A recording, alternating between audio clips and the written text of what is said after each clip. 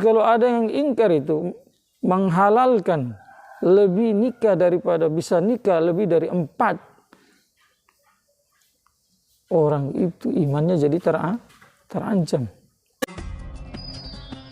Muhammad nabina binuru hadina min Makkah minuru satal Madinah. Dihalalkan oleh Nabi sendiri. Nabi mengatakan di akhir zaman satu laki-laki menikah dengan 50. Mumpung masih bisa cemburu, Bu, cemburu sekarang. Nanti udah nggak bisa cemburu, nggak boleh cemburu nanti. Satu laki-laki berapa? 50. Ibu-ibu pada ngomong, gue mati aja deh sebelum itu. Assalamualaikum warahmatullahi wabarakatuh. Waalaikumsalam warahmatullahi wabarakatuh. Subhanaka la ilma lana illa ma 'allamtana innaka antal alimul hakim. Amma ba'd.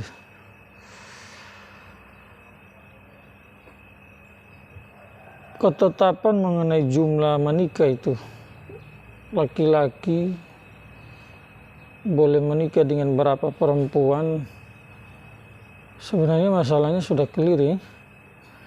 Jumlah paling banyak 4, tidak boleh lebih dari itu,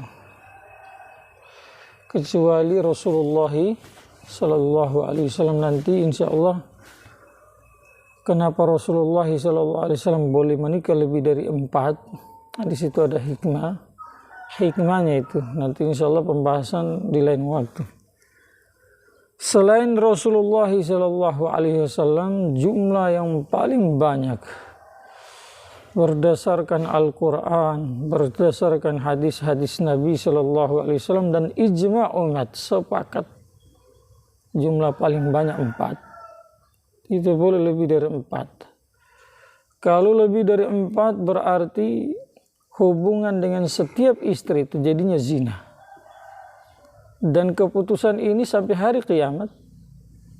Semenjak turunnya ayat suratun Nisa itu, fankihu ma taba lakum minan nisa'i masna wa sulasa wa ruba. Semenjak turunnya ini ayat, langsung Rasulullah Sallallahu Alaihi Wasallam memerintahkan setiap sahabat yang baru masuk Islam atau yang sebelumnya mungkin sebelum turun ini ayat punya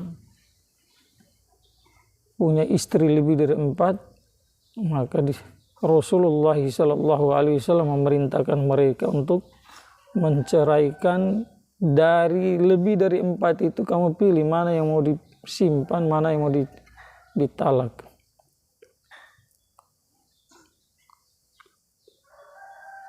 Sebelumnya kebiasaan orang-orang sebelum turun ini ayat, kebiasaannya itu nikah lebih dari 4, lebih dari 1, 2, 3, 4, 5, 6, 7, 8, 9, 10. Pokoknya suka-sukalah. Cuma di lapangan nikah banyak itu hanya nafsu tok, tidak ada maslahat. Akhirnya wanita-wanita yang berada dalam kekuasaan, sebagian laki-laki yang nikah brutal itu tidak mampu menunaikan hak-hak itu wanita, ujung-ujungnya wanita itu seperti orang di penjara. Maka Allah dengan ilmunya yang luas, hikmahnya yang luas, menentukan batasan paling banyak untuk umat Nabi Muhammad SAW dari kalangan laki-laki menikah hanya paling banyak 4. Itu juga disyarati fa'in khiftum alla ta'dilu fawahidatan. Kalau kamu takut nikah lebih dari 1, takut tidak adil, maka 1 saja. Nafsumu ditekan, ditahan, nanti nafsumu itu nanti kamu salurkan kelak insya Allah di surga. Di dunia ditahan kalau tidak bisa adil.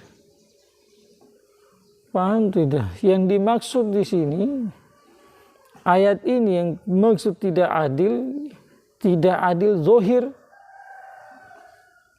bukan tidak adil hati. Kalau tidak adil hati itu bisa saja terjadi istri 4 dari sekian 4, salah satu dari 4, satu yang paling dia suka, yang lain dia suka tapi biasa-biasa saja. Oke, ini tidak apa-apa. Tapi yang dimaksud dalam ayat ini adalah tidak adil zohir. Hak-hak zohir mereka itu, setiap dari mereka, hak mereka ditunaikan dengan cara adil. Satu punya rumah, maka yang satu juga harus punya rumah. Pakaiannya harus sama juga. Jangan satu dibelikan pakaian 100.000, yang satu 20.000. Tidak boleh begitu. Paham tidak? Supaya tidak berbenturan dengan ayat lain dalam Al-Quran itu. Walan tastati'u an ta'dilu bainan nisa. Ini yang dimaksud. Sekali-kali kamu tidak sanggup adil itu, tidak bisa adil di antara istri-istri itu. Di antara wanita, maksudnya hati. Kalau dalam surat An-Nisa di awal ini, maksudnya kalau kamu takut tidak adil, maksudnya tidak adil zohir, maka satu saja. Disyarati juga seperti itu. Dan ini kesepakatan ijma. Makanya saat Ghilman bin Aslama As-Saqafi radhiyallahu anhu datang masuk Islam. Saat itu istrinya, sebelum dia masuk Islam, jumlah istrinya 10. Setelah masuk Islam, karena sudah turun ini ayat, fankihu ma taba lakum minan nisa'i masna wa thulatha ruba', maka Rasulullah sallallahu alaihi wasallam memerintahkan dia untuk mentalak 6 dari 10 itu. 4 simpan, 6-nya dilepas. Seperti yang disampaikan oleh Allah, maka dia pulang dari 10 istrinya, 6 dia talak, kemudian 4 dia simpan sebagai istrinya. Artinya dia tidak talak. Dan juga ada beberapa sahabat seperti itu. Dalam Musnad Imam Syafi'i, sebagaimana terdapat dalam kitab Mishkat, riwayat lain juga seperti itu. Ada seorang sahabat yang punya istri 5. Setelah masuk Islam, Rasulullah SAW suruh talak 1. Ada lagi sebagian kisah Rasulullah SAW memerintahkan sahabat yang punya istri 8. 4 ditalak, kemudian 4 disimpan sebagai istri. Dan ini sudah ketetapan sampai Rasulullah meninggal, tidak ada perubahan dari Allah. Dan juga tidak ada perubahan dari Rasulullah SAW. Jelas karena Allah tidak merubah. Setelah itu menjadi amalan wa qaulan, menjadi kesepakatan ulama, dan hukum ini berlaku sampai hari kiamat. Tidak bisa dirubah-rubah sama siapapun. Alias kalau ada yang ingkar itu, menghalalkan lebih nikah daripada bisa nikah lebih dari 4, orang itu imannya jadi terancam.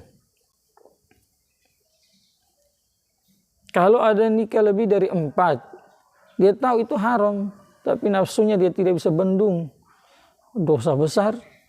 Tapi kalau dia halalkan, bahaya iman. Terus pertanyaan, bukankah di akhir zaman itu, bagaimana dengan sabda Nabi SAW, salah satu tanda alamat kecil di akhir zaman nanti, satu laki-laki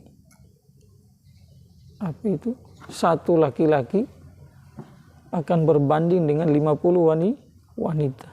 Jadi 50 wanita, laki-laki 1. Apakah yang dimaksud dengan hadis itu laki-laki akan menikah lebih daripada 4 alias 50 wanita?